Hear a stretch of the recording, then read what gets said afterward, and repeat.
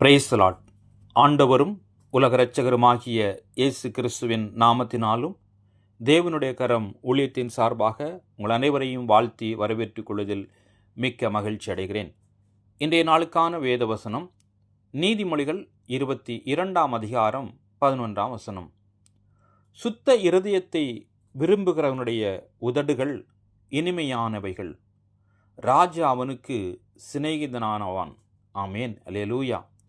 சுத்த இருதயத்தை விரும்புகிறவர்கள் அவருடைய உதடுகள் இனிமையான காரியங்களை பேசும். அவர்கள் உண்மையாக இருக்க விரும்புகிறவர்கள் அவருடைய இருதயத்தில் இனிமையானவர்களை வெளிப்படுத்துவார்கள். அதேபோல் ராஜா அவனுக்கு சிநேகிதனாக காணப்படுவான் என்று வேதம் சொல்கிறது. அதேபோல் கர்த்தராகி இயேசு கிறிஸ்துவிடத்தில் நாம் விசுவாசத்தோடு சுத்த இருதயமுள்ளவர்களாக இருக்கும்போது கர்த்தர் நமக்கு ஆசீர்வாதங்களை தந்து நமக்கு அவர் சிநேகிதனாக காணப்படுவார்.